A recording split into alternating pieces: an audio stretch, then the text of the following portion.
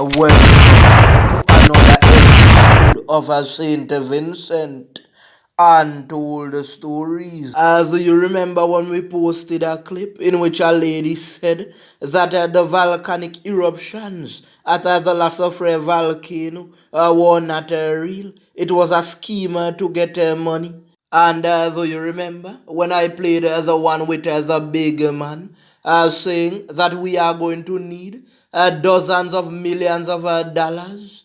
So we are going to look at what the big man said and what the lady said and get the truth out of it. I am going to show you the importance of the march come September 9th. Do you remember I told you that we have a video from when Lava Man was at the volcano force before it erupted when he went live? Well, there's a video that we did not show to the general public. You remember we spoke about that, and then after Dr. Robertson came on and said that at the time the equipment was working fine. You want us to prove them wrong before September 9th? One of your Day One supporters, Junior John, already said, let the people march. But it seems like you don't want them to march. So I will be talking to the team on when we will release that video. You see, that video is the icing on the cake to prove to the United Nations that not everything the regime said is correct. You see, I have been studying both sides for years. You see, when the other side have a piece of critical information, they tend to put it out right away. They don't hold anything back. So the big man goes and he tries to fix the problem. He finds some means to go around it. Just like when you guys spoke about it in the $95 million. You notice that they had a time to come up with an excuse. You see like how the march is on the 9th. We could drop that video on the 8th and see how much time Robertson has to come up with an explanation. He can't, he doesn't have space. You have to understand how the saying goes that a prophet isn't welcomed in his own hometown. You see how they dealt with Lavaman and members of his team? They got nothing.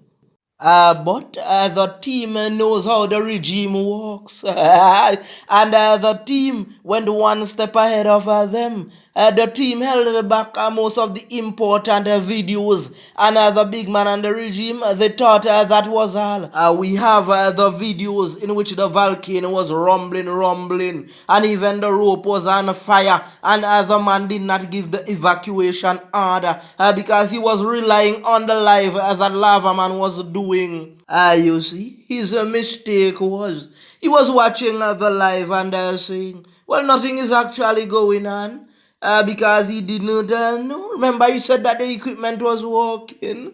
Subscribers, you know that I am speaking the truth because he even commented under the live.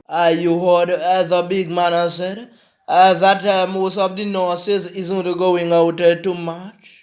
That is why you need a piece of critical information. You see, I know that the regime is fully locked on to untold stories. So I know when Robertson sees this, he's probably shaking now. I am kindly asking Robertson again, was the equipment working properly the day that Lava Man and his team went up there to do the live before the volcano force erupted? You know what I would love to see? Is that you and Lava Man go one-on-one in an interview and then we show you the video after the one-on-one.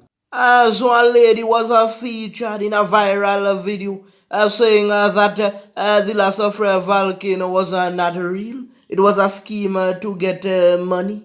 So I'm asking the big man, how did you come up with that figure? Dozens of millions of dollars. Are you a contractor?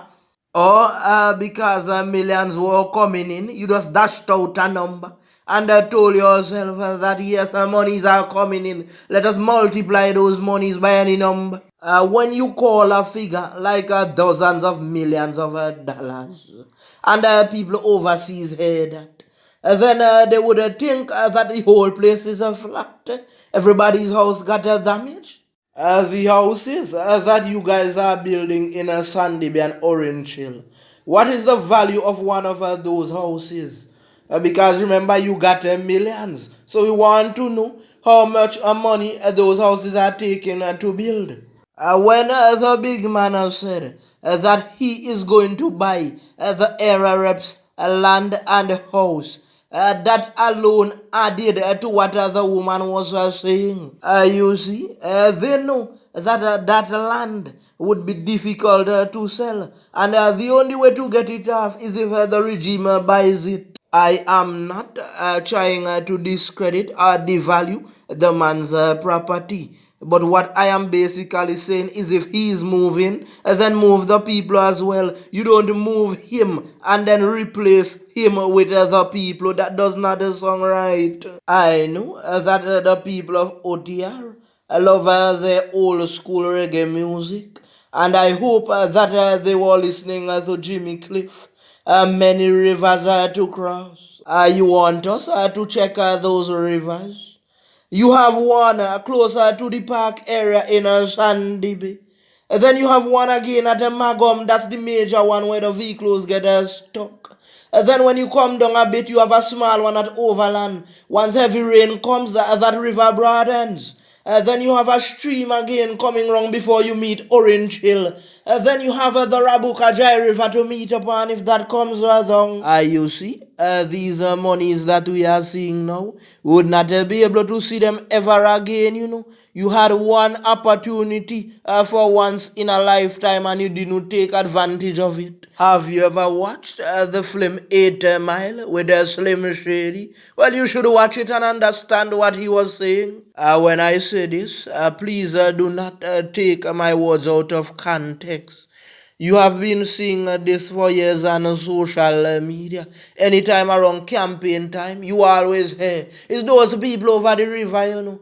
Those are the ones that the big man gives the galvanize and the lumber, and they vote for him. You see, poor sons were waiting to hear you say that you don't want to go on the man's land. Let him stay there and let you all go somewhere else. Everybody would have said, yeah, he thought he could have catch them, but not at this time. I defended a lot of you right down to the core, and you still fell for that.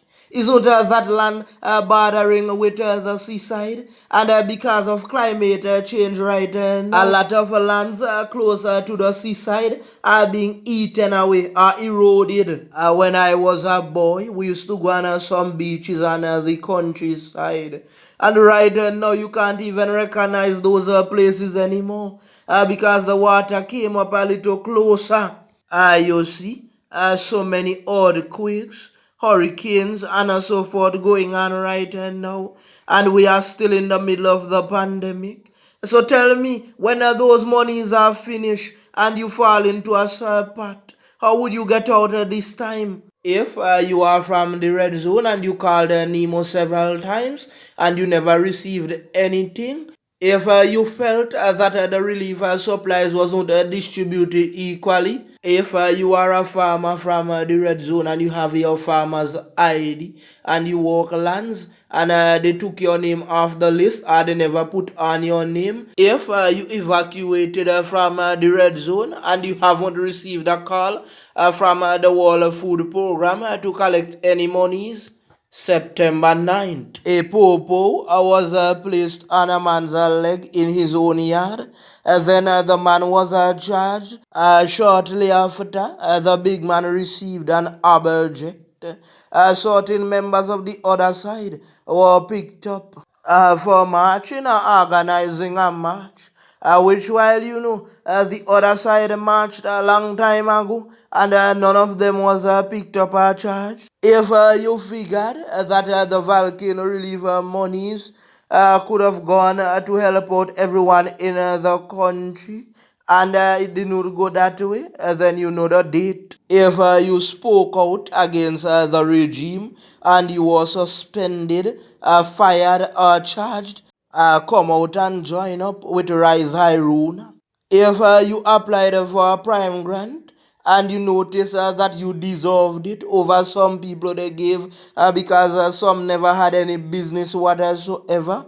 If you applied for a stimulus package and you knew that you fit into the bracket, but because you wasn't on their side, then put on your marching boots. If you have finished school and you have been applying for jobs that you know that you deserve, and you are seeing that they are giving them to pull a string. If you are blocked from certain things like bigger bigs and persons who use the internet and so forth, if you was an employee of an organization that was shut down under this regime, then all good check and all roads lead to one location. If you believe that the big man should be extradited to Canada, you know what to do.